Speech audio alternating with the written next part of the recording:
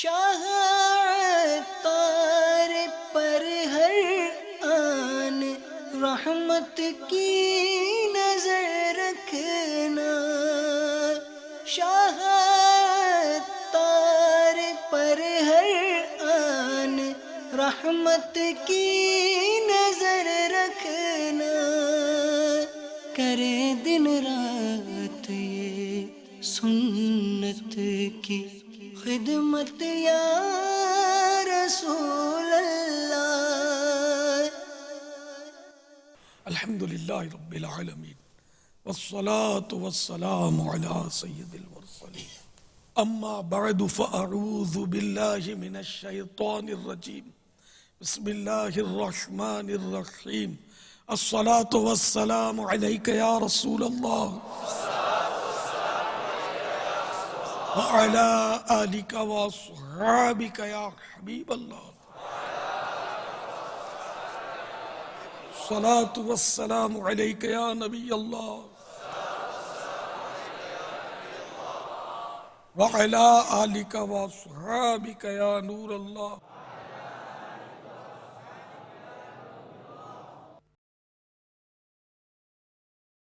آج 18ویں شب ربیع الغوث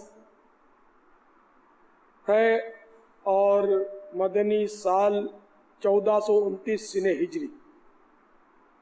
حضرت سیدنا یزید بن میسرہ رحمۃ اللہ تعالی علیہ فرماتے ہیں، ہم سے پہلی امتوں میں ایک آدمی تھا جس نے بہت سارا مال جمع کیا ہوا تھا، کثیر الاولاد بھی تھا، طرح طرح کی نعمتوں سے مالا مال بھی تھا، مگر تھا انتہائی درجے کا کنجوس، راہ خدا میں کچھ بھی خرچ نہ کرتا، ہر وقت اسی دھن میں مگن رہتا کہ کسی طرح دولت و دھن میں اضافہ ہو۔ جب بہت زیادہ دولت مند ہو گیا تو اپنے آپ سے کہنے لگا کہ اب تو میں خوب عیش و عشرت کے ساتھ زندگی گزاروں گا۔ بہت سارے خدام ہر وقت ہاتھ باندھے منتظر رہتے، عیش و عشرت کی زندگی سے دن کٹتے رہے، اور ان دنیا کی رنگینیوں میں ایسا گم ہوا کہ موت کو بالکل اس نے بھلا دیا۔ ایک دن ایک فقیر دروازے پر دستک دیتا، خادم فوراً دروازے کی طرف دوڑے، جیسے ہی دروازہ کھولا تو سامنے ایک فقیر کھڑا ہے۔ اس سے پوچھا، تو کیوں آیا؟ تو فقیر نے کہا، جاؤ اپنے مالک کو باہر بھیجو، مجھے اس سے کام ہے۔ تو خادموں نے اپنی طرف سے ہی جواب دے دیا کہ وہ تیرے جیسے ہی فقیر کی مدد کرنے کے لیے کہیں گئے ہوئے، اور یہ خادموں نے جھوٹ موٹ جواب دیا تھا۔ یہ سن کر وہ فقیر وہاں سے چلا گیا۔ کچھ دیر بعد دوبارہ دروازے کو دستک پڑی، غلام دوڑتے ہوئے آئے، پھر دروازہ کھولا تو وہی فقیر کھڑا ہے۔ اس فقیر نے کہا کہ اپنے مالک سے جا کر کہو کہ ملک الموت آئے ہوئے ہیں علیہ الصلوۃ والسلام۔ جب غلاموں نے اسے یہ خبر دی اپنے مالک کو، تو مالک نے خوف زدہ ہو کر غلاموں سے کہا کہ جاؤ اور ان سے بہت نرمی سے گفتگو کرنا۔ چنانچہ خدام باہر آئے اور حضرت سیدنا ملک الموت عزرائیل علیہ السلام سے عاجزی کے ساتھ کہنے لگے، برائے کرم آپ ہمارے آقا کے بدلے کسی اور کی روح قبض کر لیجئے اور انہیں چھوڑ دیجئے، اللہ تعالیٰ آپ کو برکتیں عطا فرمائے۔ حضرت سیدنا ملک الموت عزرائیل علیہ الصلوۃ والسلام نے فرمایا، ایسا ہرگز نہیں ہو سکتا، پھر ملک الموت علیہ السلام اندر تشریف لے آئے اور اس مالدار شخص سے فرمانے لگے تجھے جو وصیت کرنی ہے کر لے، میں تیری روح قبض کیے بغیر یہاں سے نہیں جانے کا۔ یہ سن کر سارے گھر والے چیخ اٹھے، رونا دھونا پڑ گیا، اور اس شخص نے اپنے گھر والوں اور غلاموں کو کہا سونے چاندی سے بھرے ہوئے صندوق سارے کھول دو، میری ساری دولت میرے پاس ڈھیر کر دو۔ فوراً حکم کی تعمیل ہوئی، سارا خزانہ اس کے قدموں میں ڈھیر کر دیا گیا۔ وہ شخص اپنے مال و دولت کے انبار کے پاس آیا اور کہنے لگا اے ذلیل و بدترین مال، تجھ پر لعنت ہو، تو نے ہی مجھے پروردگار عز و جل کے ذکر سے غافل رکھا، تو نے ہی مجھے آخرت کی تیاری سے روک دیا۔ حیرت کی بات یہ کہ اللہ تعالیٰ نے اس مال کو قوت گویائی عطا فرمائی۔ وہ مال کہنے لگا تو مجھے ملامت کیوں کرتا ہے؟ کیا تو وہی نہیں کہ دنیا داروں کی نظروں میں ایک وقت میں حقیر تھا، پھر میں نے تیری عزت بڑھائی، میری وجہ سے تیری رسائی بادشاہوں کے دربار تک ہوئی، ورنہ کیا غریب اور پرہیزگار لوگ بھی بادشاہوں تک پہنچ سکتے ہیں؟ میری وجہ سے تیرا نکاح شہزادیوں اور امیرزادیوں سے ہوا، کیا غریب لوگ بھی ان مقامات پر شادیاں کر سکتے ہیں؟ کان کھول کے سن لے، یہ تیری بدبختی ہے کہ تو نے مجھے شیطانی کاموں میں خرچ کیا۔ اگر تو مجھے رائے خدا میں صرف کرتا تو ذلت و رسوائی تیرا مقدر نہ بنتی۔ کیا میں نے تجھ سے کہا تھا کہ مجھے نیک کاموں میں خرچ مت کرنا؟ کیا میں نے تجھے روکا تھا نیک کاموں میں خرچ کرنے سے؟ لہذا آج میں نہیں بلکہ تو زیادہ لعنت و ملامت کا حقدار ہے۔ تو میرے پیارے پیارے اور میٹھے میٹھے اسلامی بھائیوں، آپ نے دیکھا کہ کتنا بڑا مالدار شخص جب ملک الموت تشریف لائے تو اس وقت اس کی آنکھ کھلی، لیکن اس کے مال نے اس کو نہ بچایا، بلکہ مال نے خود اس کو ملامت کی کہ تو نے مجھے اچھے کاموں میں خرچ کیوں نہیں کیا، تو نے مجھے رائے خدا میں کیوں صرف نہ کیا؟ اگر تو رائے خدا میں صرف کرتا تو میں نے کب تجھے روکنا تھا؟ تو مال کی محبت کے متوالوں کے لیے اس میں عبرت ہی عبرت ہے۔ اے غافل انسان، یقیناً تو مٹی سے پیدا کیا گیا ہے۔ بہت سے لوگ ایسے ہیں جو نیکی کے راستے پر گامزن ہیں اور بہت سے بد نصیب گناہوں میں ڈوبے ہوئے ہیں۔ تو گویا مال ہر شخص سے اسی طرح کہتا ہے کہ میں نے تمہیں کب کہا تھا کہ میرے ذریعے تم برائیاں کرو، اور میں نے تمہیں رائے خدا میں خرچ کرنے سے کب منع کیا تھا؟ تو اے لوگوں، مال کی برائیوں سے بچ کر رہو اور اسے نیک کام میں خرچ کرو۔ تو اے مسلمانوں، اے مال کے متوالو، اے مالدارو، اے عیالدارو، اے تاجدارو، اے اقتدار کے نشے میں بدمست ہونے والو، اپنے انجام کو مت بھولو۔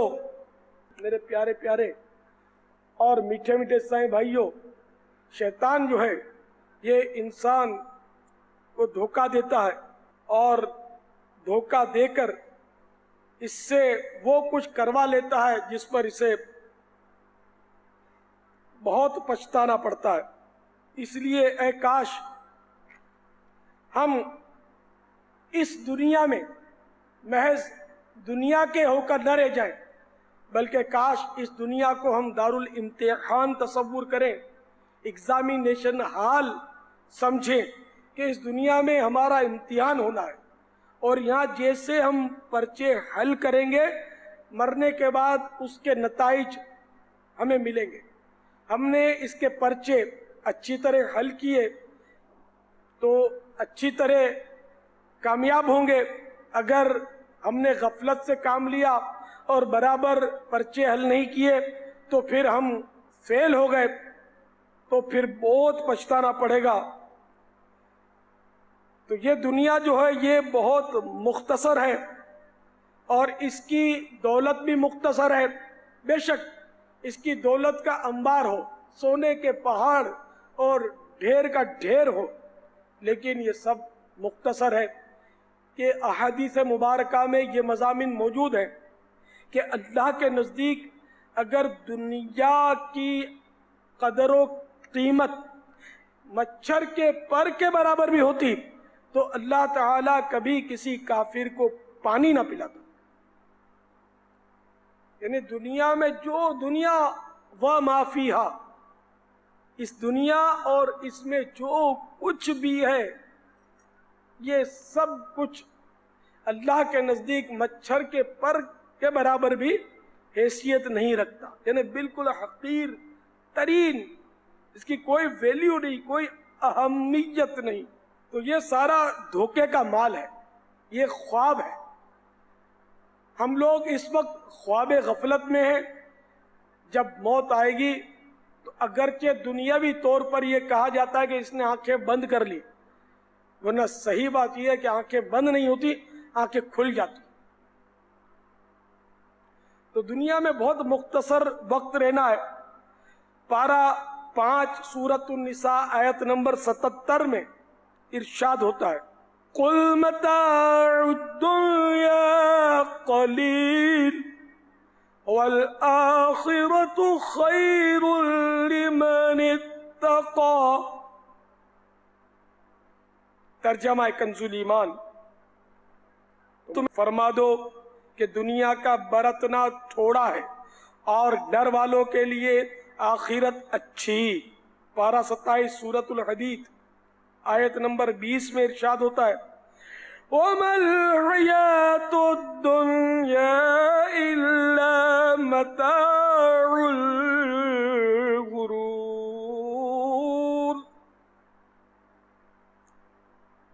ترجمہ کنز الایمان, اور دنیا کا جینا تو نہیں مگر دھوکے کا مال.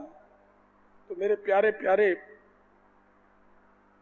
اور میٹھے میٹھے اسلامی بھائیوں, جھٹ پٹ غفلت سے بیدار ہو جانا چاہیے. کہیں ایسا نہ ہو کہ یہ غفلت مزید بڑھتی چلی جائے اور بڑھتے بڑھتے بڑھتے بالکل ہمیں ڈھیٹ بنا دے. سنو سنو, اللہ کے پیارے محبوب دانہ غیوب منزہ عن العیوب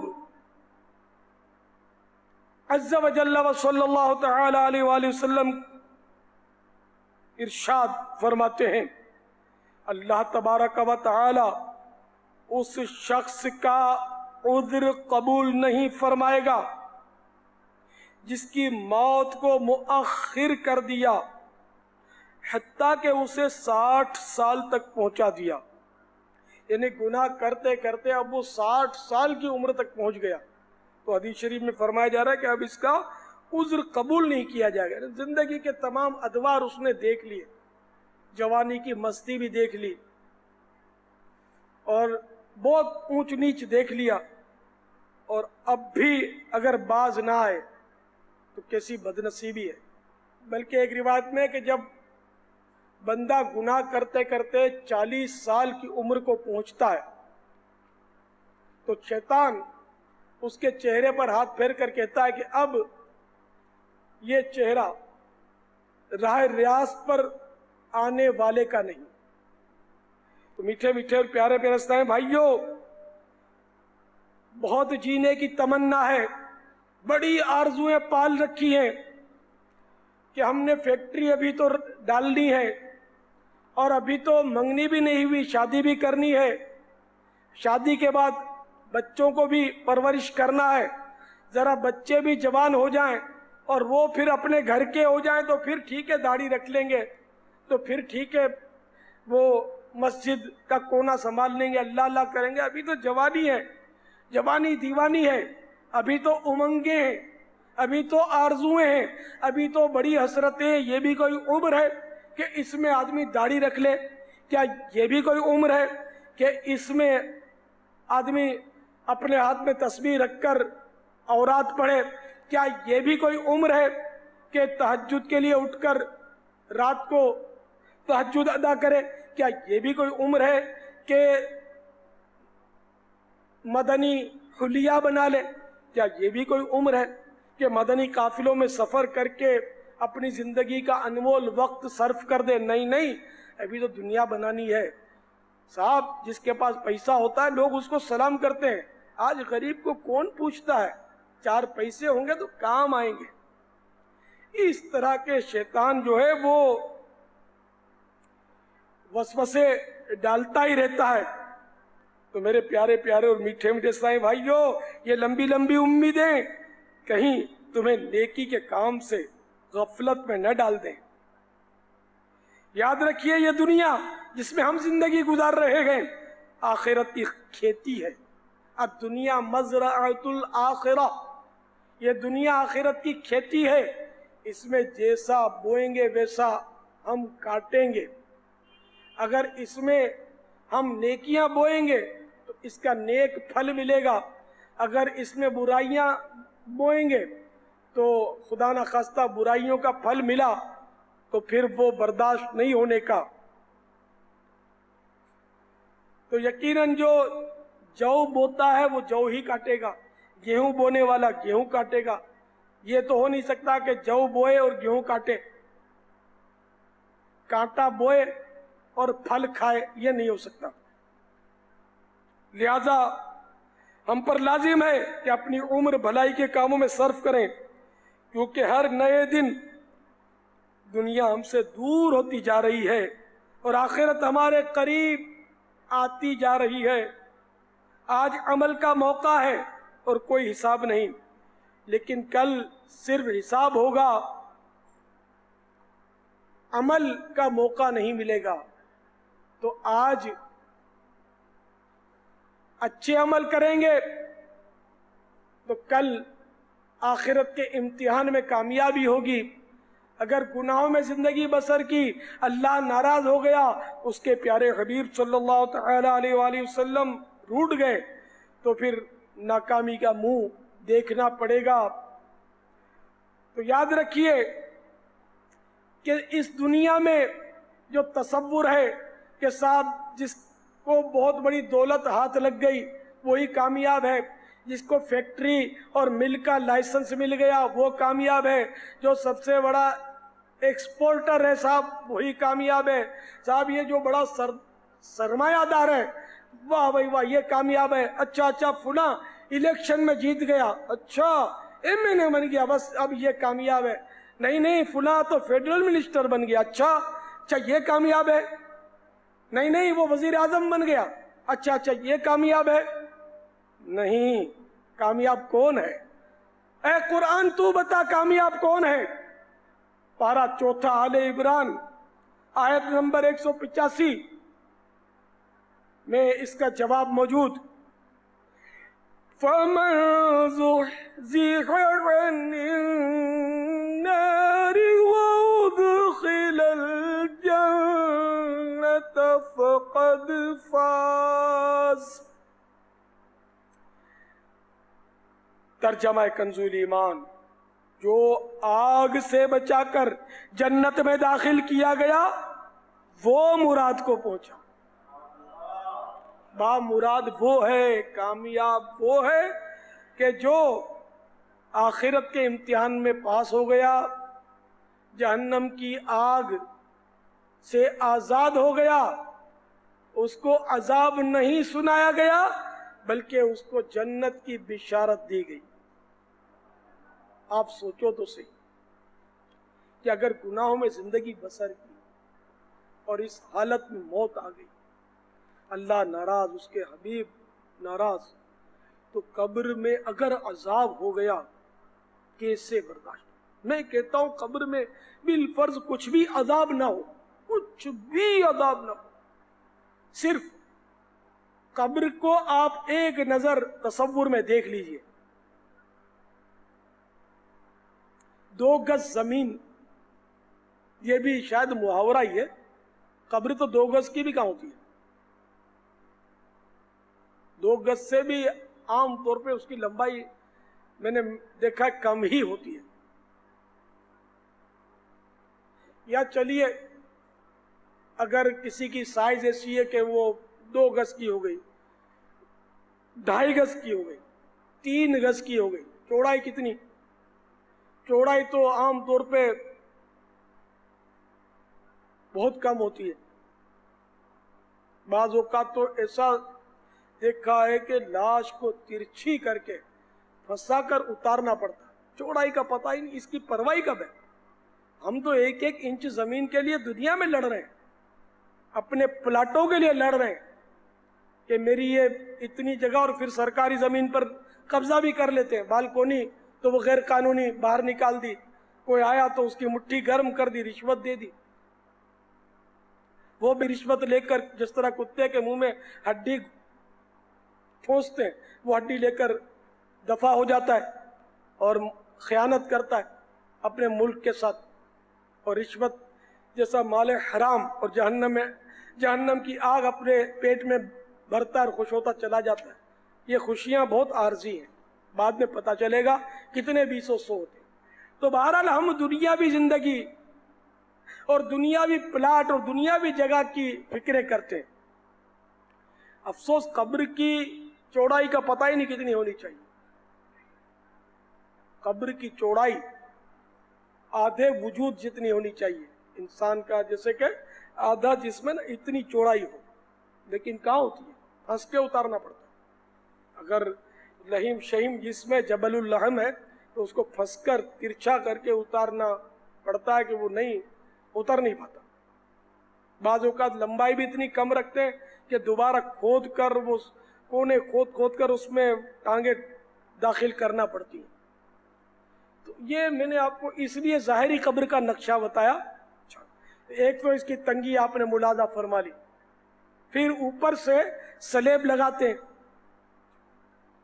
اور ان سلیبوں کے لگانے کے بعد پھر اس پر مٹی ڈالی جاتی ہے، اور لوگ اشارے کرتے ہیں کہ دیکھو ادھر ابھی مٹی ڈالنی ہے، وہ سوراخ نظر آ رہا ہے تو اس کو بھی بند کرنا ہے۔ پھر سارے سوراخ بند کر کے اطمینان کے ساتھ دیکھ لیتے ہیں کہ اب کوئی سوراخ باقی نہیں رہا، روشنی کی کوئی کرن تو نہیں جا رہی اندر۔ اس کے بعد پھر منو مٹی مزید اس پہ ڈالی جاتی ہے۔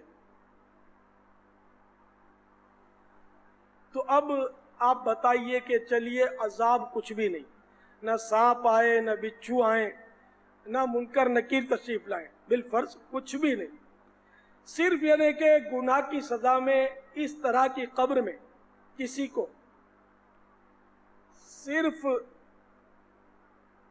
12 منٹ کے لیے بند کر دیا جائے، آپ کا کیا خیال ہے؟ کہ نہ اس میں کروٹ لے سکتے ہیں، چلیے کروٹ لے بھی لی تو کھڑے تو نہیں ہو سکتے، کھڑے ہونے جتنی گنجائش نہیں ہوتی، بیٹھ بھی نہیں سکتے، چیخ مارتے ہیں تو ایک دم ساؤنڈ پروف ہے، باہر آواز جاتی ہی نہیں، منو مٹی اس پہ لدی ہوئی ہے۔ تو آپ ذرا دیر کے لیے سوچ لیجئے کہ اگر ہمیں اس قبر میں ڈال دیا گیا، آپ سمجھیں گے کہ چلو تو مرے بھی ہوں گے نا، تو مرے بھی ہوں گے تو اس کا مطلب پتہ نہیں چلے گا۔ یہی تو سب سے بڑا امتحان ہے کہ بندہ مر جائے گا، عقل سلامت رہے گی، اس کو نظر بھی آئے گا، سنائی بھی دے گا، محسوس بھی ہوگا، سب کچھ ہوگا، بس بول نہیں سکے گا، ہل نہیں سکے گا، یا یہ بولے گا ہلے گا اپنے اس مرزق کے اعتبار سے، تو دوسروں کو نظر نہیں آئے گا، کبھی کبھی نظر بھی آ جاتا ہے، کبھی کبھی سنائی بھی دیتا ہے، مردہ باقاعدہ چلاتا بھی ہے، چیختا بھی ہے، پکارتا بھی ہے، بولتا بھی ہے، لیکن دوسروں کو آواز نہیں آتی، یہ برزخ یعنی پردہ۔ تو اگر چند لمحوں کے لیے ایسی قبر میں ڈال دیا گیا کہ جس میں کوئی عذاب اس کے علاوہ نہیں، صرف اکیلا بند کر دیا، تب بھی اپنے سے برداشت نہیں ہوتا، نہیں ہو سکتا، تصور نہیں ہے۔ تو پھر ساتھ میں اگر اور معاملات ہوئے، جیسے قبر دبائے گی، ہر ایک کو دبائے گی، کسی کو اس طرح دبائے گی جس طرح ماں اپنے بچھڑے ہوئے لال کو گود میں چمٹا لیتی ہے، سینے سے چمٹا لیتی ہے، اور کسی کو اس طرح دبائے گی کہ اس کی پسلیاں ٹوٹ پھوٹ کر ایک دوسرے میں پیوست ہو جائیں گی۔ آپ بتائیے کیا ہو؟ قبر روزانہ یہ کرتی ہے پکار، مجھے میں ہے کیڑے مکوڑے بے شمار، یاد رکھ میں ہوں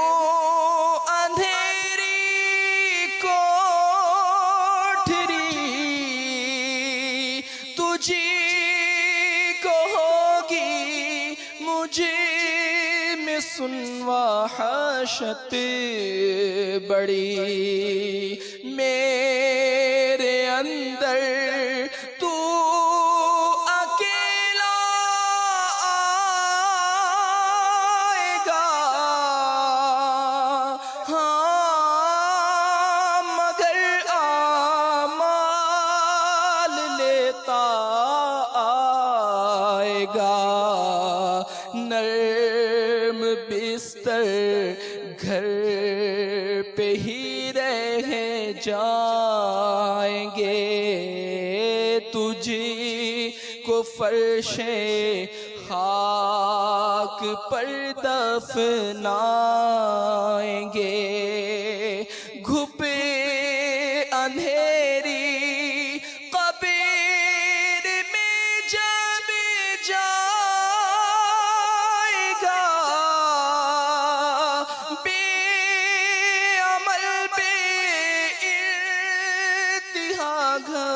گھبرائے گا، کام مالو زر وہاں نہ آئیں گے، غافل انسان یاد رکھ پچھتائے گا، جب تیرے ساتھی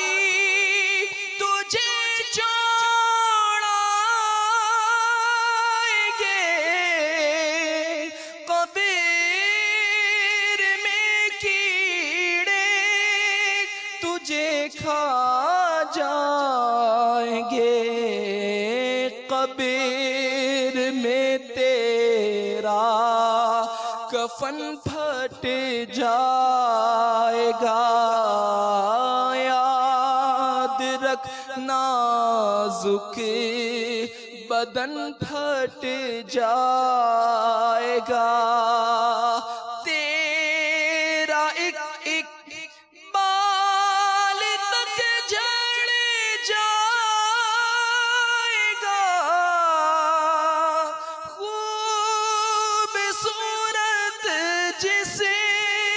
سب سڑ جائے گا، آہ ابل کر آنکھ بھی بہہ جائے گی، کھال ادھڑ کر قبر میں رہ جائے گی، سانپ بچھو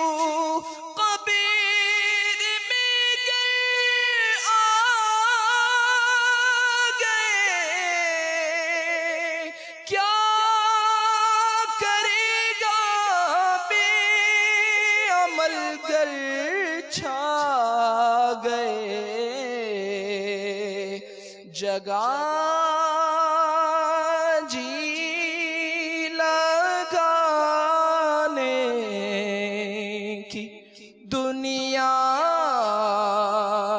نہیں ہے۔ جائے تماشا نہیں ہے کھلا کے ہنسی رہا ہے بے خبر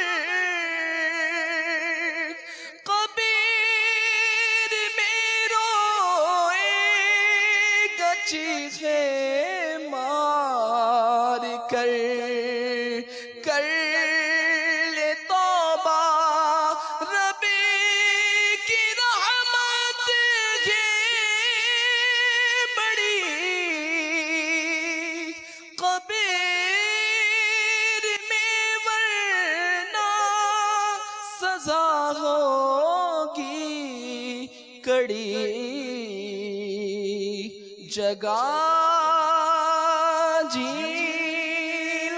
لگانے کی دنیا نہیں ہے یہ عبرت کی جا ہے تماشا نہیں ہے حضرت سیدنا عبداللہ بن عمر رضی اللہ تعالیٰ عنہما سے روایت ہے کہ نور کے پیکر تمام نبیوں کے سرور دو جہاں کے تاجور سلطان بحر و بر محبوب رب اکبر عز و جل و صلی اللہ تعالیٰ علیہ وآلہ وسلم کا فرمان عبرت نشان ہے. دو نعمتیں ایسی ہیں جن کی وجہ سے اکثر لوگ دھوکے میں ہیں. ایک صحت اور دوسری فراغت. تو میرے پیارے پیارے اور میٹھے میٹھے سائیں بھائیوں، صحت یقیناً ہمیشہ نہیں رہتی. اگر موت اچانک نہیں بھی آتی تو اچانک بیمار ہو جانے کا سبھی کو تجربہ ہوگا. جب آدمی بیمار ہو تو اس کو خدا سے زیادہ ڈرنا چاہیے کہ ہو سکتا ہے یہ بیماری جان لیوا ثابت ہو. اور لاکھوں افراد کے لیے بیماری جان لیوا ثابت ہوتی ہی اچانک بیماری آپ پہنچتی ہے. لہذا صحت پر پھولنا نہیں چاہیے، خدا کو بھولنا نہیں چاہیے، بلکہ صحت سے فائدہ اٹھا کر مزید عبادت کرنا چاہیے. کہ بیماری میں وہ عبادتیں ہم بجا نہیں لا سکیں گے جو تندرستی میں کر سکتے. اسی طرح فراغت یا فرصت کو بھی غنیمت جاننا چاہیے کہ اگر ہم فرصت سے فائدہ نہیں اٹھائیں گے تو کیا مصروفیت میں اللہ کی عبادت کریں گے؟ اگر ہم فرصت میں مدنی قافلوں میں عاشقان رسول کی صحبت میں رہ کر سفر کی سعادت نہیں حاصل کریں گے تو کیا مصروفیت میں کریں گے؟ جیسے لوگ بولتے ہیں کہ ہم یہ ذرا کر لیں تو ذرا وہ کر لیں تو پھر ہم کریں گے. تو کل کس نے دیکھی ہے؟ زندگی کا کیا بھروسہ؟ جو کرنا ہے وہ آج ہی کر لیا جائے کہ کل پھر ہو سکتا ہے کہ دوسرا کام ہو. اس لیے اپنی زندگی کو غنیمت جانتے ہوئے جو وقت ملا اسی میں انسان کر لے کہ بعد میں بہت مشکل ہے کہ موقع ملے. اگر موقع ملا تو ضروری نہیں کہ آج جیسے جذبات بھی رہیں، ہو سکتا ہے کل جذبات دوسرے ہوں. لمبی امیدیں بہت مضموم ہیں. اللہ تبارک و تعالی پارہ 14 سورۃ الحجر آیت نمبر 3 میں ارشاد فرماتا ہے ذرهم يأكلوا ويتمتعوا ويلههم الأمل فسوف يعلمون. ترجمہ کنزول ایمان، انہیں چھوڑو کہ کھائیں اور برتیں اور امید انہیں کھیل میں ڈالے تو اب جانا چاہتے ہیں. تو اللہ تبارک و تعالیٰ کی خفیہ تدبیر سے ہم سب کو بہت ڈرنا چاہیے کہ نہ جانے ہمارے ساتھ کیا معاملہ ہو. اور نہ جانے ہمارا ایمان سلامت رہے گا بھی یا نہیں. کہیں ایسا نہ ہو کہ گناہوں کی کثرت ایمان لیوا ثابت ہو. اگر 1000 سال کی عمر بھی پالی تو کس کام کی اگر ایمان ہی نہ رہا. تو اس لیے اپنے ایمان کی حفاظت کی خاطر بھی معصیت سے بچنا بہت ضروری ہے کہ گناہ جو ہیں ان سے ایمان برباد ہو سکتا ہے. حضرت سیدنا امام بخاری علیہ رحمت اللہ الباری روایت کرتے ہیں حضرت سیدنا عمرو بن عوف رضی اللہ تعالیٰ عنہ غزوہ بدر میں نبی پاک صاحب الاولاق سیاح افلاق صلی اللہ تعالیٰ علیہ وآلہ وسلم کے ہمراہ تھے. آپ رضی اللہ تعالیٰ عنہ فرماتے ہیں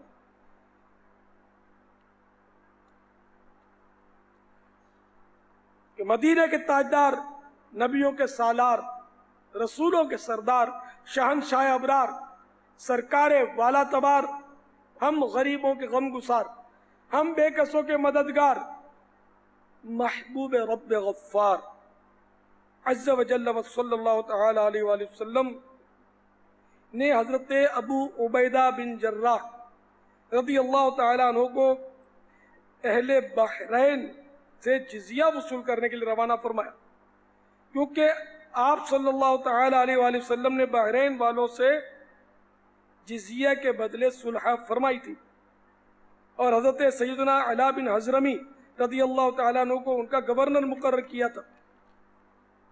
جب حضرت سیدنا ابو عبیدہ بن جراح رضی اللہ تعالیٰ عنہ بحرین سے جزیے کا مال لے کر پلٹے تو انصار نے آپ رضی اللہ تعالیٰ عنہ کی آمد کی خبر سنی. تو سب نے صبح کی نماز حضور نبی کریم رؤوف الرحیم علیہ افضل الصلاۃ والتسلیم کے ساتھ ادا کی. جب سرکار صلی اللہ تعالی علیہ وآلہ وسلم فارغ ہوئے تو سارے سامنے حاضر ہو گئے. میرے آقا صلی اللہ تعالی علیہ وآلہ وسلم نے انہیں دیکھ کر تبسم فرمایا اور ارشاد کیا، میرا خیال ہے کہ آپ لوگوں نے ابو عبیدہ رضی اللہ تعالیٰ عنہ کی آمد کی خبر سن لی ہے کہ وہ کچھ مال لائے. انہوں نے عرض کی، یا رسول اللہ عز و جل و صلی اللہ تعالی علیہ وآلہ وسلم ایسا ہی ہے. حضور نبی کریم رؤوف الرحیم علیہ افضل الصلاۃ والتسلیم نے ارشاد فرمایا، خوشخبری سنا دو اور اس کی امید رکھو جو تمہیں خوش کر دے گا. بس خدا کی قسم مجھے تم پر فقر یعنی غربت کا خوف نہیں، لیکن مجھے ڈر ہے کہ تم پر دنیا پھیلا دی جائے گی جیسا کہ تم سے پہلی قوموں پر پھیلائی گئی. بس تم بھی اس دنیا کی خاطر پہلے لوگوں کی طرح باہم مقابلہ کرو گے اور یہ تمہیں غفلت میں ڈال دے گی جس طرح اس نے پچھلی قوموں کو غافل کر دیا. تو میرے پیارے پیارے اور میٹھے میٹھے اسلامی بھائیوں، شاید وہ دور آ چکا کہ دنیا پھیلا دی گئی اور دنیا میں ایسے بدمست ہو گئے کہ اب غفلت نے ڈیرا ڈال دیا. آخرت کی فکر یکسر جاتی رہی. جس کو دیکھو وہ صرف اور صرف دنیا کی زندگی بنانے میں مشغول ہے، آخرت کی بالکل پرواہ نہیں. بلکہ بعض بے باک تو یہاں تک کہتے سنائی دیتے ہیں کہ یار آخرت میں جو سب کے ساتھ ہوگا وہ اپنے ساتھ ہوگا، دیکھی جائے گی، معاذ اللہ ثم معاذ اللہ. اسی طرح قبر کے بارے میں بھی کہہ دیتے کہ جو سب کے ساتھ ہو اپنے ساتھ ہوگا. موت تو سب کو آنی ہے یار، دیکھی جائے گی، ابھی عیش کر لو. تو یاد رکھیے کہ اللہ تبارک و تعالی کے عذاب کو ہلکا جاننا یہ کفر ہے.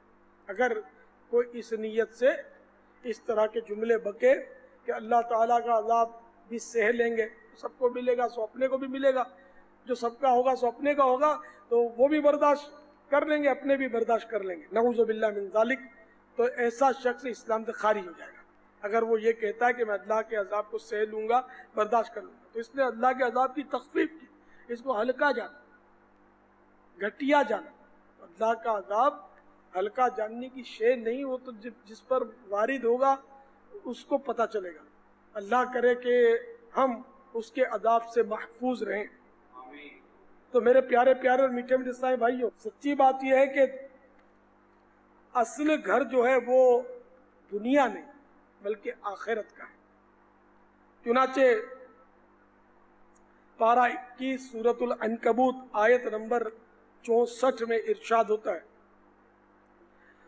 وَمَا هَذِهِ الْحَيَاةُ الدُّنْيَا إِلَّا لَهْوٌ وَلَعِبٌ وَإِنَّ الدَّارَ الْآخِرَةَ لَهِيَ الْحَيَوَانُ لَوْ كَانُوا يَعْلَمُونَ۔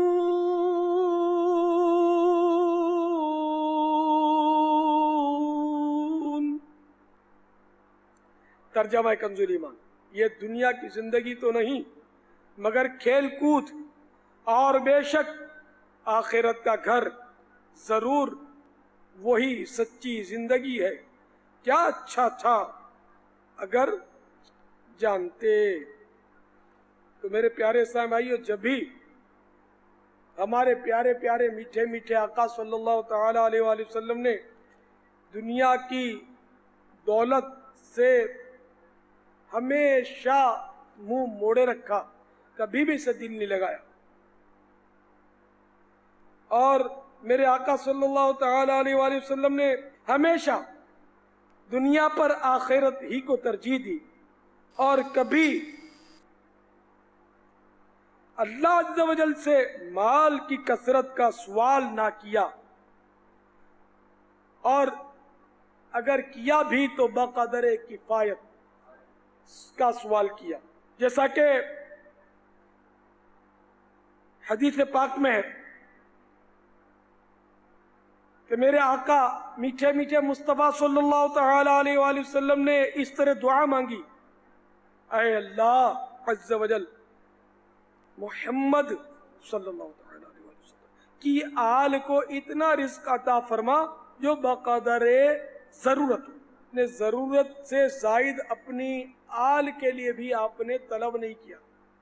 تو جو لوگ رات دن مال بنانے میں مشغول ہیں، تو چین نہیں پڑتا، تو اکٹھا کیے جا رہے ہیں، تنخواہ جتنی بھی دی جائے اس کو صبر نہیں آتا، حل من مزید کا نعرہ وہ لگاتا ہی رہتا ہے، اپنے اخراجات بتا کر تنخواہ بڑھانے کی ترکیبیں سوچتا رہتا ہے اور مطالبے کرتا رہتا ہے کہ میری تنخواہ بڑھا۔ اب اس میں چاہے وہ دنیاوی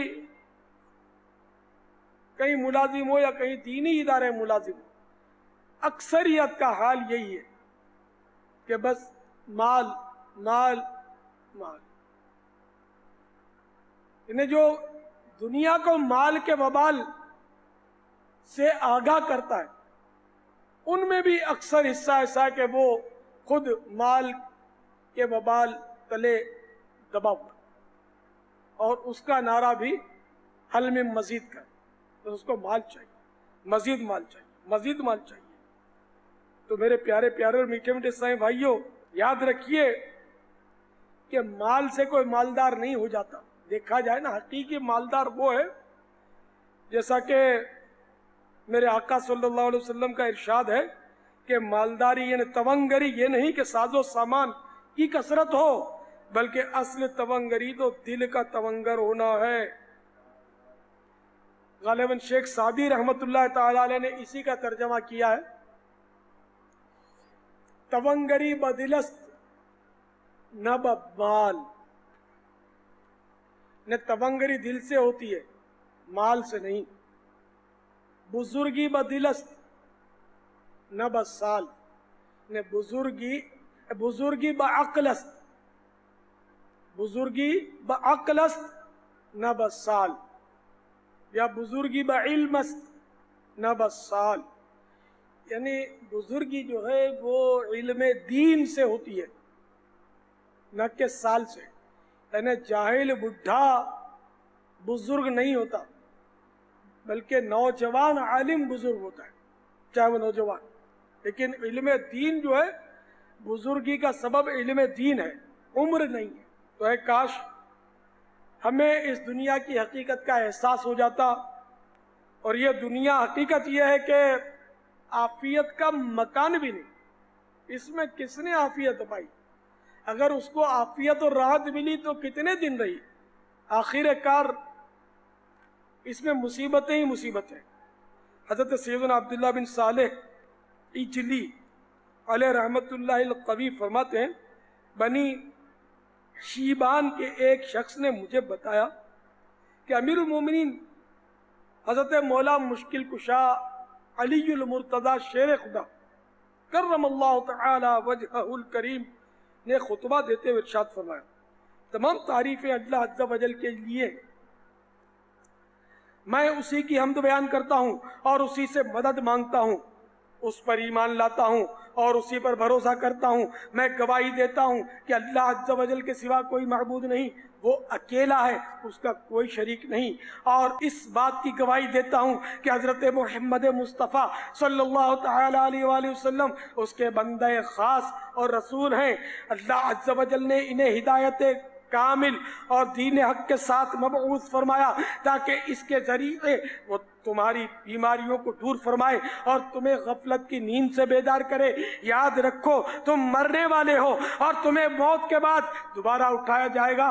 تمہیں تمہارے اعمال سے آگاہ کیا جائے گا اور ان کا بدلہ دیا جائے گا. لہذا تمہیں دنیا کی زندگی کسی طرح دھوکے میں نہ ڈالے کہ یہ دنیا مصیبتوں میں گھرا ہوا گھر ہے اور ہر شخص جانتا ہے کہ اس نے فنا ہو جانا ہے. یہ دھوکے کا گھر ہے، اس میں جو کچھ ہے زوال پذیر ہے.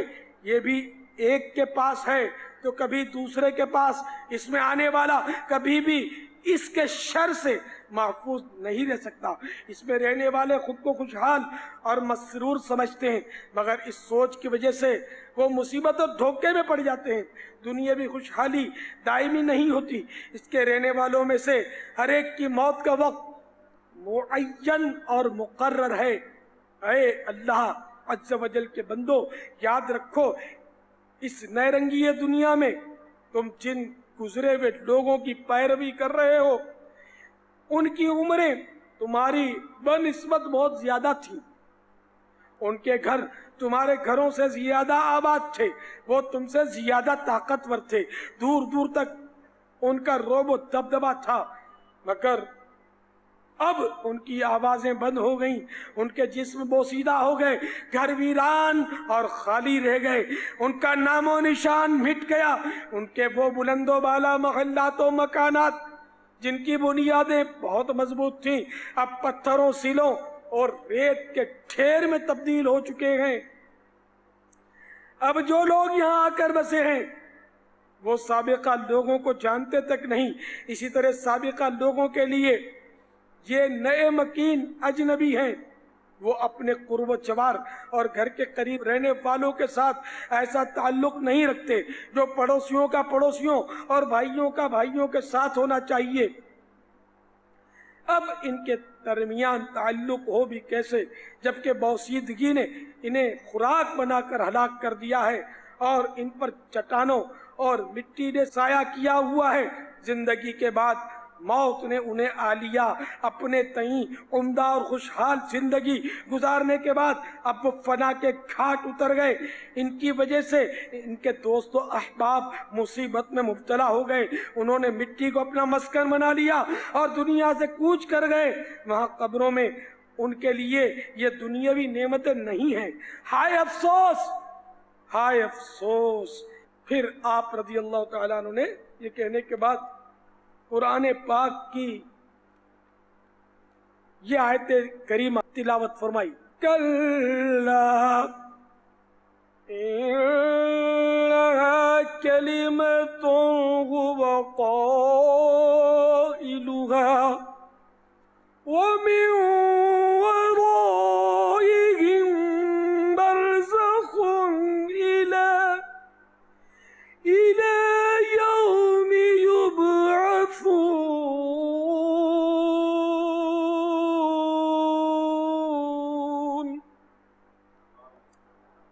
ترجمہ کنزُل ایمان.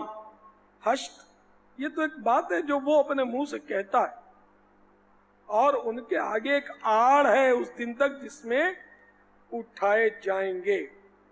گویا تم بھی انہی کی طرح ہو گئے جس طرح وہ قبر میں تنہا اور بوسیدہ ہو گئے، اور تمہیں بھی اس خوابگاہ یعنی قبر میں رکھا جائے گا. تو اس وقت تمہاری کیا کیفیت ہوگی جب اعمال ختم ہو چکے ہوں گے، اعمال کا سلسلہ ملتوی ہو گیا ہوگا، قبروں کو الٹ پلٹ کر دیا جائے گا، جو کچھ سینوں میں چھپا تھا وہ سامنے آ جائے گا. پھر تمہیں حساب کتاب کے لیے مالک حقیقی عز و جل کے سامنے کھڑا کیا جائے گا، جو کہ بہت جلال والا ہے. سابقہ گناہوں کے خوف کے باعث تمہارے دل تھر تھر کانپ رہے ہوں گے، پھر تمہارے عیوب اور راز ظاہر ہو جائیں گے، اور وہاں ہر ایک اپنے کیے کی جزا پائے گا.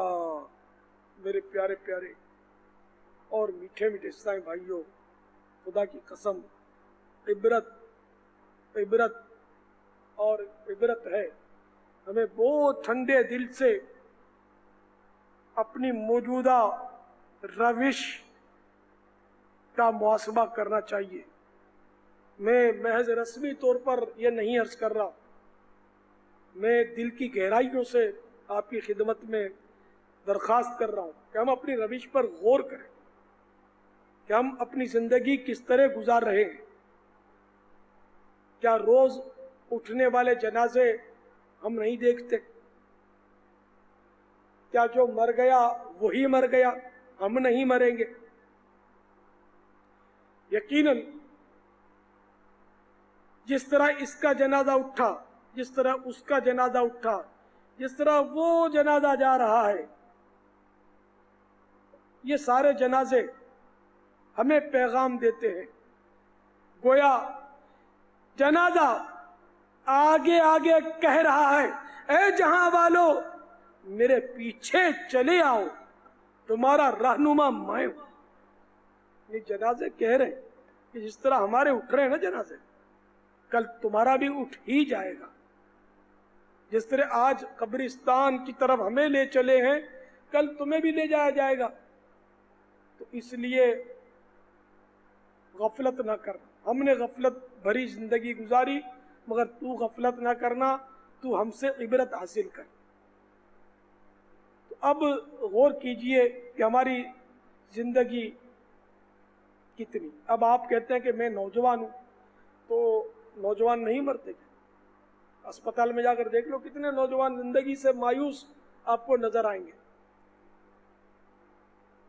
آپ ان سے پوچھئے تو کوئی بولے گا مجھے گردن توڑ بخار ہو گیا، کوئی کہے گا پیٹ میں شدید درد ہے اور ڈاکٹروں کو پتہ نہیں چل رہا کہ مرض کیا، اور اتنے سال ہو گئے میرے کو آرام نہیں آتا.